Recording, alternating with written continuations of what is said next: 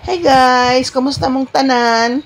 So today kay Sunday man, magluto ta sa ato ang one of our favorite dish nga barato lang ug high in protein, very healthy, ang tofu steak. So gibutang na nako ang akong oyster sauce and sagulan nako na karon og toyo kanang soy sauce. Tansya lang ni guys. Soy sauce and then butangan po nako na karon og brown sugar, gamay lang po, tansya-tansya, and black pepper to taste. And then, pag human natong sagol-sagol ana, iset aside nato na, then kani ang akong mga ingredients, spring onion, garlic, o red onion.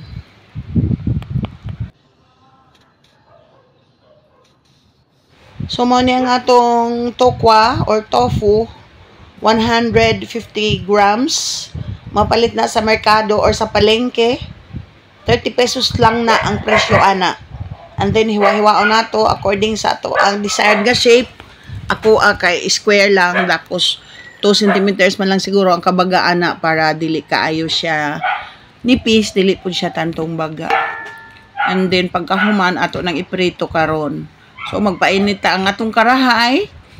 Low heat lang ang atong kalayo. Butang nato atong karahay tapos painito nato and then pag init na siya, butangan dayon nato siya og mantika.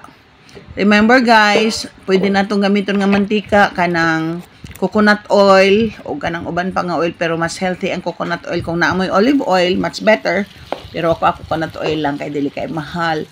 And then pag init na, isa-isa na nimo ibutang imong sliced nga tofu. Unya imo siyang ilihok-lihok aron dili siya mupilit. Anyway, di pa pud na pupilit kung init na imong karahay bago nimo gibutngan og mantika. And then imo lang siyang lihok-lihokon para dili sila magdikit. And kuan lang ni guys, light golden brown lang ang ato ang target ani nga kuan para dili siya mugahi kay kung i-dark brown pud nato mugahi pud ang tofu niya mawala na ang iyahang lasa. Pero kung gusto ninyo kamog gyapon ang mag-igo pero sa kuha tama-tama lang siya nga light brown kay aron dili siya mugay inani lang iyang color light golden brown.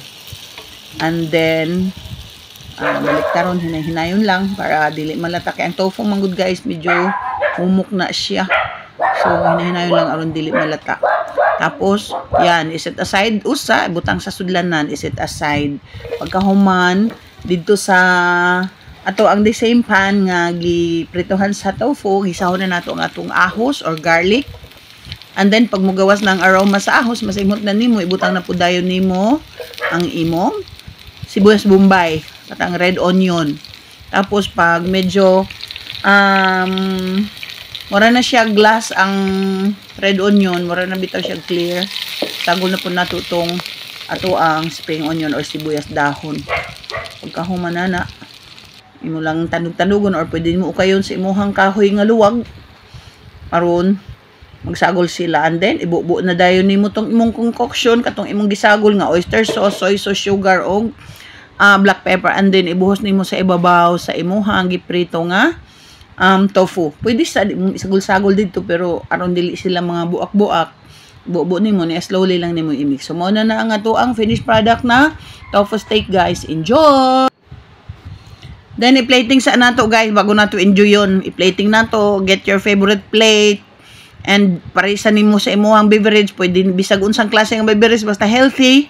Kana, kalaman si juice, nga gamay lang kayo ang honey. And then, i-plate na nimo, taparan dayon nimo og kanang dwarf nga saging, tunda na nga saging, og red rice dayon para healthy eating. Okay?